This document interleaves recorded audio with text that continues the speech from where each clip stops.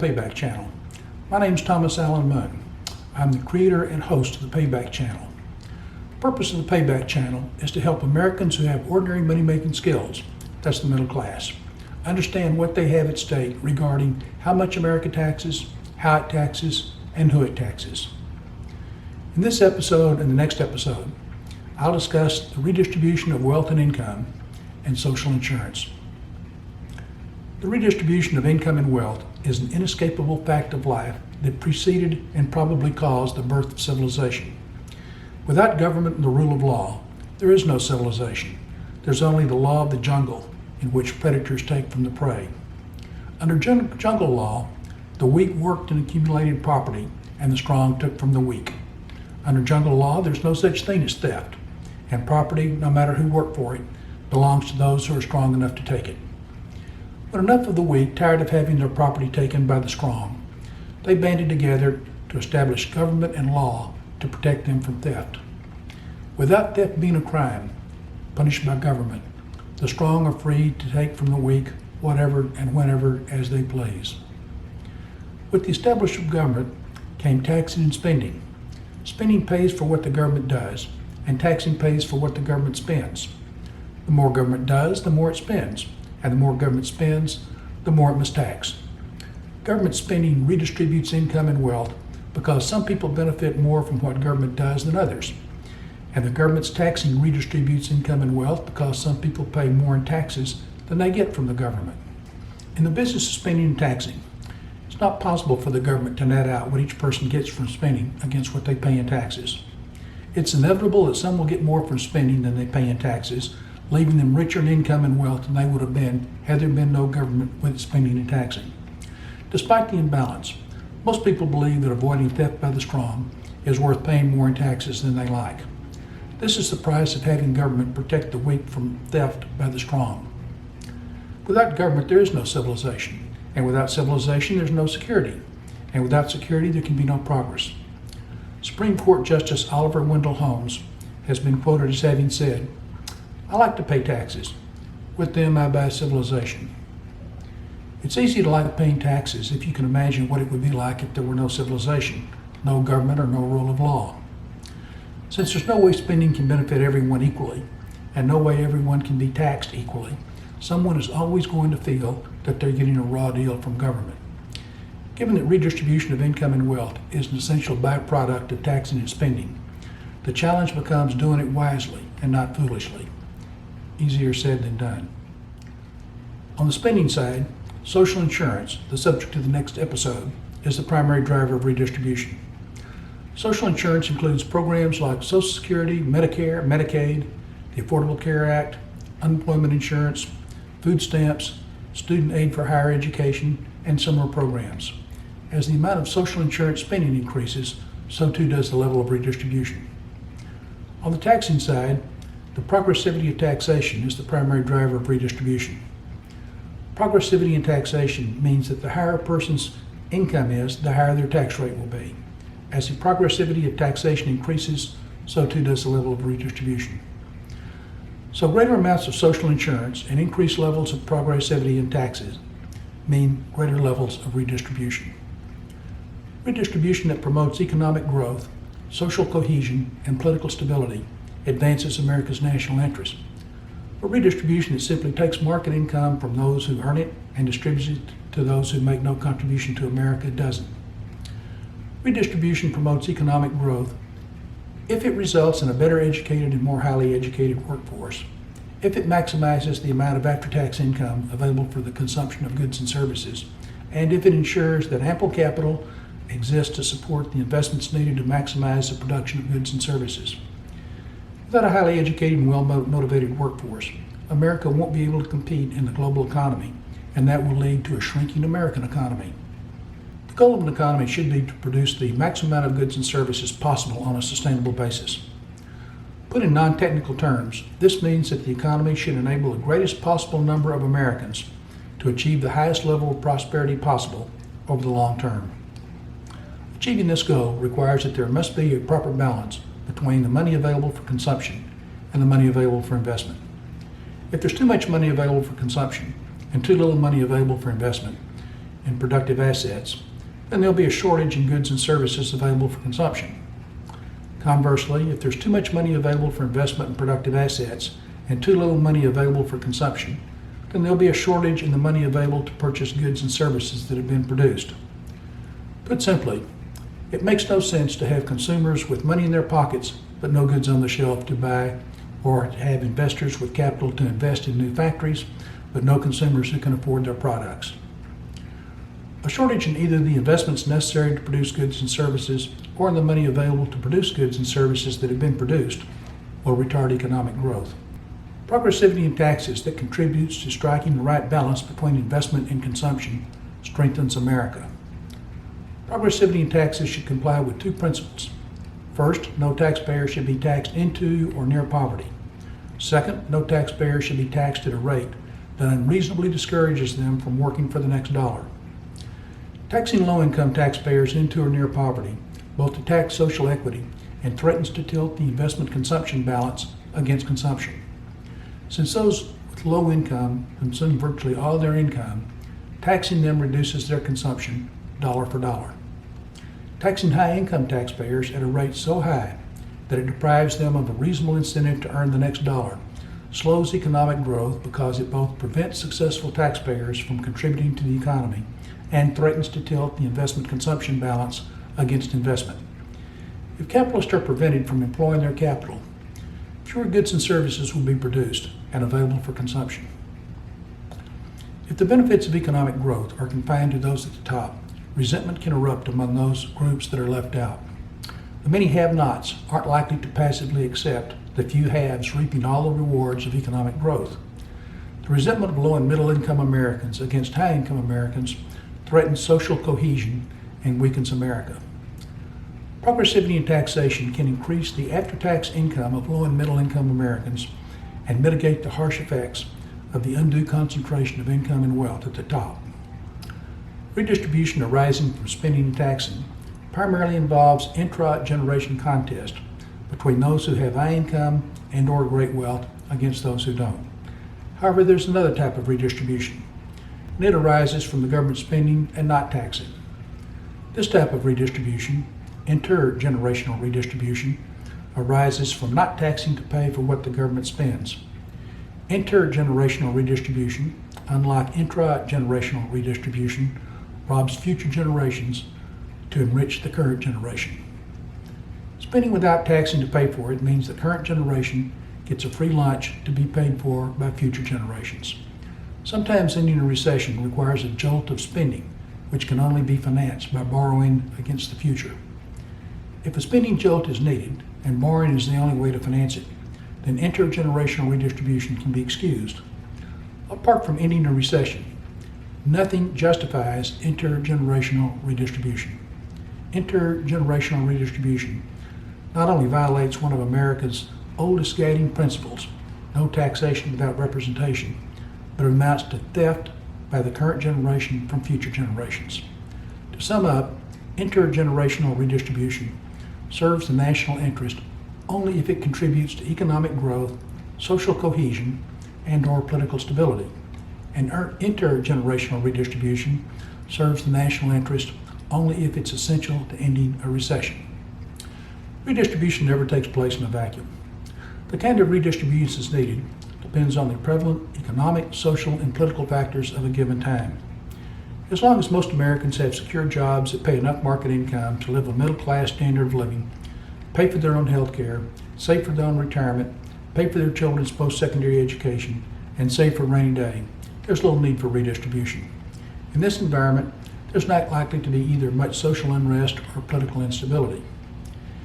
In the America of 2019, most Americans don't have secure jobs that pay nearly enough market income to live a middle-class standard of living and pay for their own health care, their children's post-secondary education, and their retirement, much less save for a family emergency.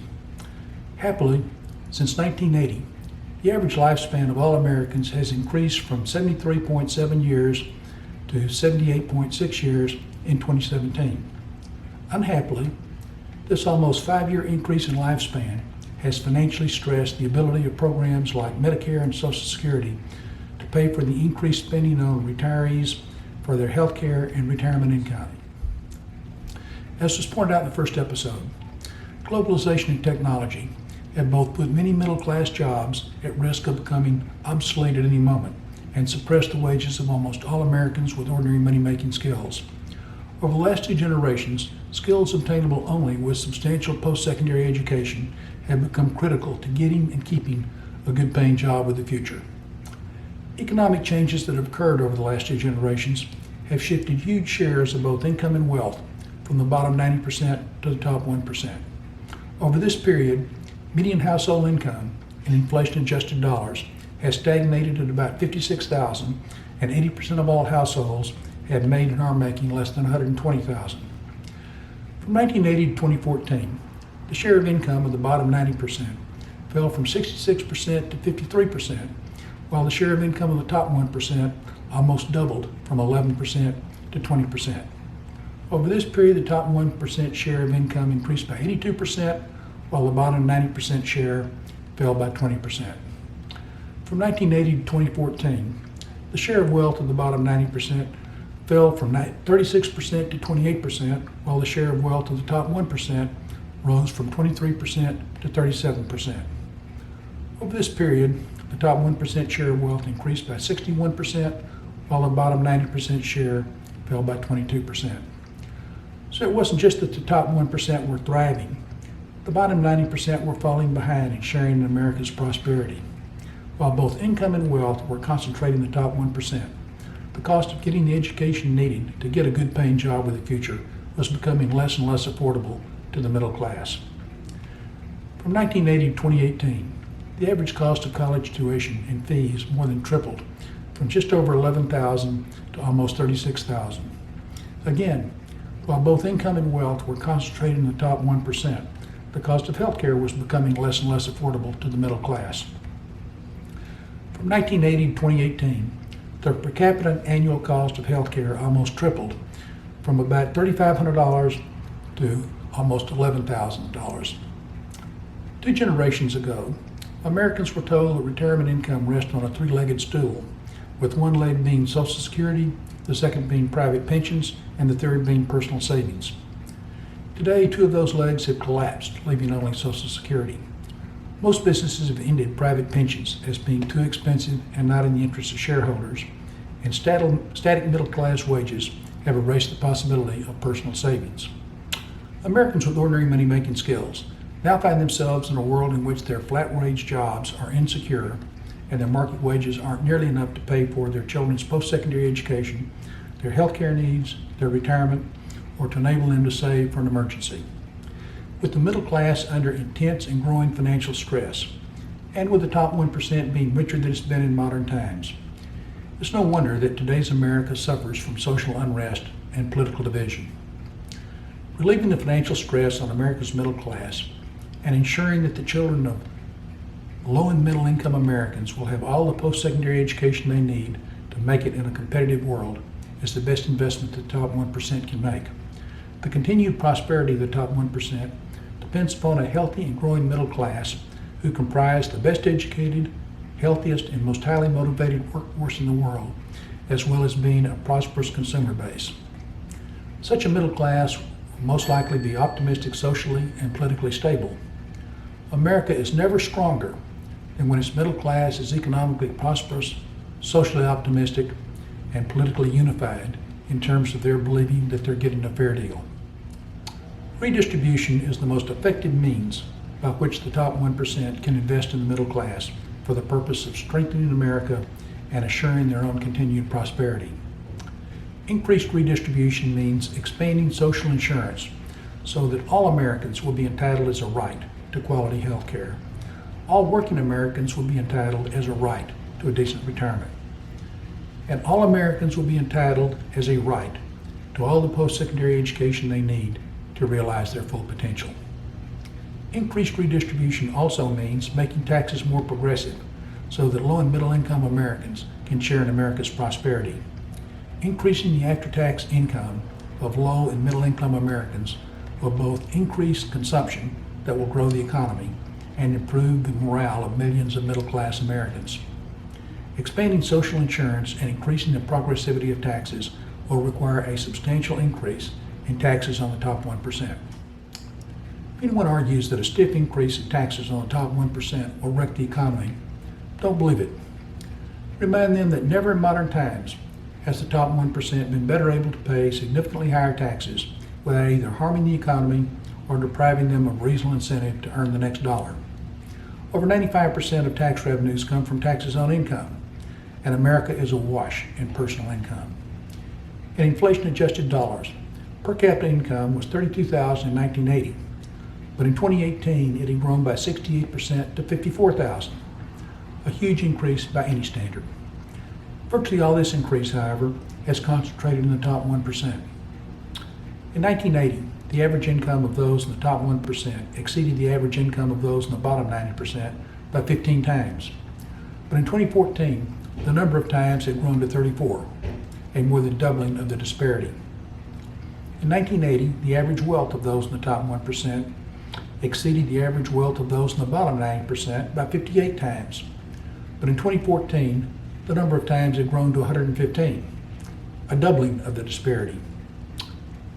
In 1980, those in the top 1% were doing just fine. But in 2014, they were doing much, much better. In 1980, the bottom 90% were doing all right, but in 2019, most have insecure flat-wage jobs and are confronted with much higher cost in real terms for health care and the post-secondary education of their children. So the top 1% can pay much, much higher taxes and still be much better off in real terms than they were in 1980. If anyone says that increased taxes on the top 1% will starve the economy of job-creating investment capital, don't believe it. Remind them that investments are made from wealth, not income. Also remind them that the top 1% has the highest share of wealth in over a century. If anyone says that it's unfair to increase taxes on the top 1%, don't believe it. Remind them that for 2 generations, the top 1% has prospered as never before in modern times, while the bottom 90% have struggled just to keep their heads above water. In today's America, with its middle class being squeezed in terms of its standard of living, its ability to pay for its own health care, its ability to retire, its ability to provide for the post-secondary education of its children, and its ability to save for a rainy day, redistribution done right can improve the prosperity and morale of the middle class. For 2 generations, America has indulged itself in foolish redistribution. Since 1980, America has stolen trillions of dollars from future generations by shamelessly engaging in intergenerational redistribution. During this period, America has almost tripled the national debt as a percentage of GDP. Also since 1980, America has reduced the progressivity of taxes by slashing taxes on the top 1% and tossing a few breadcrumbs to everyone else. These tax cuts for the top 1% occurred at a time when the top 1% were prospering as never before, and many in the bottom 90% were falling out of the middle class. If anyone needed a tax cut, it was the bottom 90%. Shamefully, these tax cuts for the top 1% were financed by borrowing at the expense of future generations. This is intergenerational redistribution at its worst. Going forward, doing redistribution wisely has been made many times more difficult because of past foolishness. Paying down the national debt and undoing gratuitous tax cuts to the top 1% will make doing redistribution wisely much more difficult. But if America is to maintain its greatness, it must undo the past and redistribute income in ways that encourage economic growth, social cohesion, and political stability. Redistribution that improves the prosperity and morale of the middle class is the best investment the top 1% can make if they want to assure their own prosperity and ensure America's future greatness.